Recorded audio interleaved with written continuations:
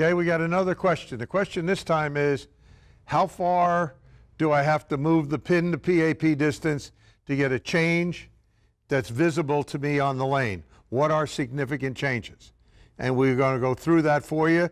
We're going to talk about the low flare zone and the 3 sections of the high flare zone, and you're going to find out how much changing the pin to PAP distance will change your ball reaction. So let's take a look at it. All right, we're going to talk about how much of a difference does it actually make on the lane, or what do you have to do to see a significant difference? So we'll talk about the pin to PAP distance. Okay, and I'm going to draw it as if I had a standard PSA location. Okay, well, if I go 3.5 to 4 1/4 pin to PAP, okay, that's going to give me a ball that reads the break point sharper when it gets to the break point. Okay? Then if I'm going to go 4 1/4 to 5, I'm going to get a medium reaction at the break point. And if I go 5 to 5 3/4, okay, let's put this down here.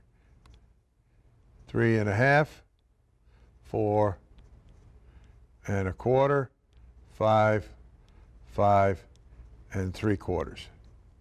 Okay, if I'm in zone A, I'm going to get the sharp change of direction. If I'm in zone B, I'm going to get a medium change of direction. And if I'm in zone C, I'm going to get the ball rolling forward from the break point. So there is just a difference there of 2 1/4 inches. Okay, but that 2 1/4 inches is going to give me sharper break point, medium, or more forward roll. There's another zone that I like to use, which is pin to PAP distances less than 2.5. These are for less flare. Okay? The closest I ever put a pin to the PAP is 3/4 inch. So here's my less flare zone, and there's my more flare zone. You see this? I call that no man's land. You get in this area here, to me that's twitch city. Too susceptible to changes in lane conditions, too susceptible to shot-to-shot variations. So if you want to play straighter with less flare, you go here to there. If you want to play with the more flaring layouts, bigger change of direction, medium, smoother reaction. Now, why did I say 3/4 inch for the pin to the PAP? Because if I try to put this pin right on the bowler's axis point, his axis point isn't going to be there anymore. It's going to make it move. But if I put the pin 3/4 inch, put his PAP right here, put the pin 3/4 inch from his PAP, on the second revolution, the ball's going to true right up on the pin, and it's going to stay on the pin all the way down the lane. That's the no flare layout. 3/4 inch, you get gradually more flare until you get to 2.5. You skip the twitch zone, then you have 3 different sections in the hooking zone. We have the larger change of direction, the medium, and the more forward roll. We can look at the players that we have, the legends of the crown, they call them now. Walter Ray's an A. Every once in a while a B. Walter Ray is an A.